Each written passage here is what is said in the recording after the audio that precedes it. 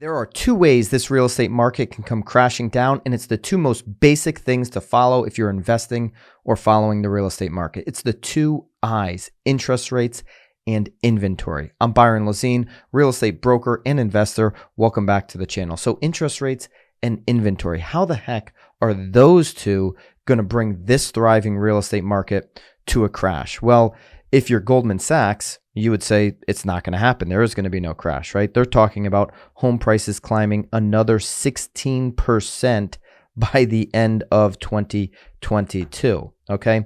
Now, they do say in here, and listen, we all know how much the market's gone up. It's gone up 20% over the past year.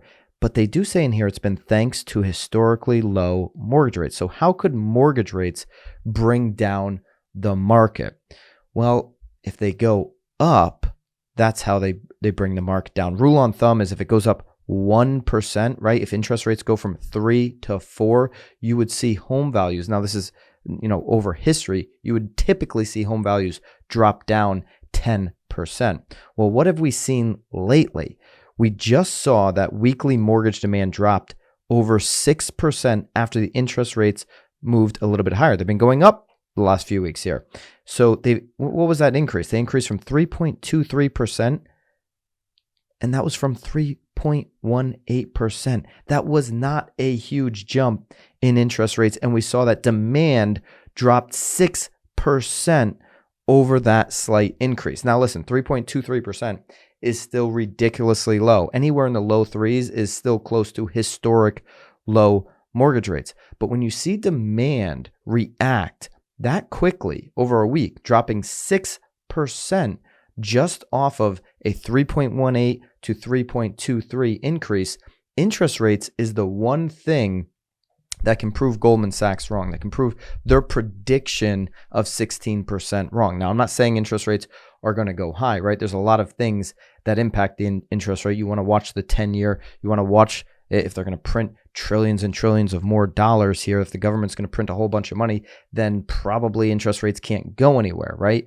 But there is pressure right now as the 10-year continues to go up for these mortgage rates to continue to rise. Now, if they go into the fours, Goldman Sachs is going to be rewriting that projection. Do I think that's going to happen? Does Goldman Sachs believe that interest rates are going to go shooting through the roof? Doesn't seem likely. They're pretty conservative. They're Goldman Sachs. They probably wouldn't put out the 16% projection that they put out for 2022 if that was the case. So if interest rates go up, the market, I promise you here, the market will go down. We have a huge rush of millennial buyers.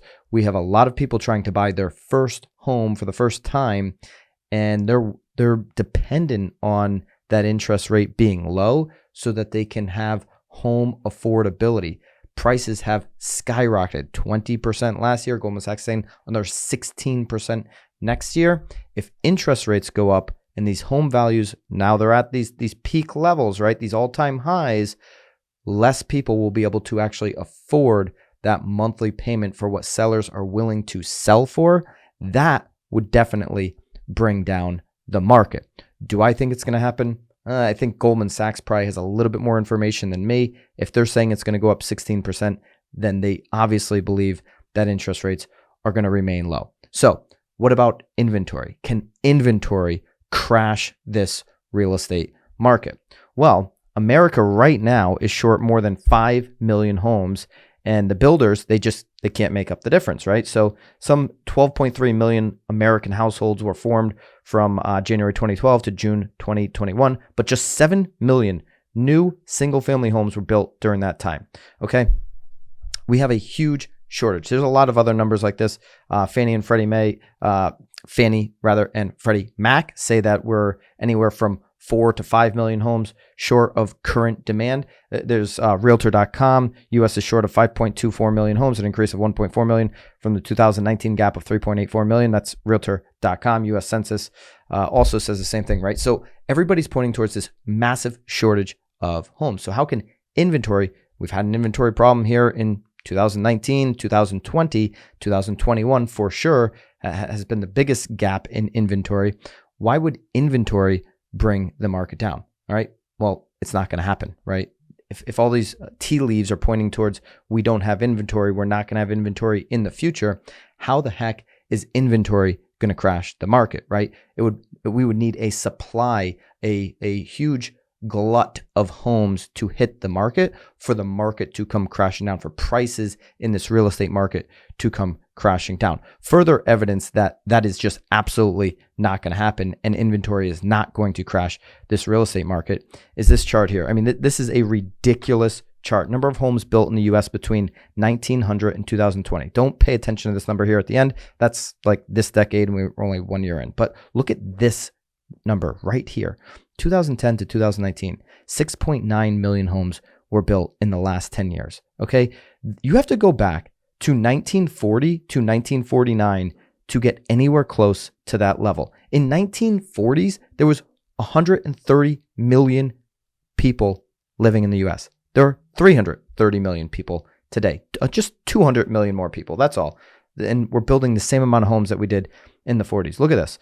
We had over 10 million in the 50s, 10 million just about in the 60s, 12 million homes built in the 70s, 12 million homes in the 80s, in the 90s, 12.5 million, 14.5 million in the early 2000s. Now we're down to 7 million and we're nowhere close right now to even getting back to the pace that we need to be at, which is over 10, or even probably right now because of the shortage, 15 million homes in this decade. We haven't been this low since the 1940s when we had 200 million less people. All the intelligent real estate economists are saying that we're going to be in an inventory crisis over the next 2 to 3 years. That means prices are going to continue to go up. That means it's going to become harder and harder to purchase a single family homes. And it also means that inventory will not be the reason that this real estate market comes crashing down. We need more inventory. If there was a whole bunch of foreclosures that hit the market, trust me, that would be a healthy thing for the real estate market as a whole. So out of the two ways that the real estate market can come crashing down, only one of them is realistic here in the near future, and that's interest rates. Watch what happens to the 10-year. Watch what the interest rate does over the next 18 months. Watch what it does in 2022 to see if Goldman Sachs' prediction of 16% home appreciation is going to come true. Again, I'm Byron Lazine. If you enjoy these videos, please consider subscribing, and I'll see you on the next one.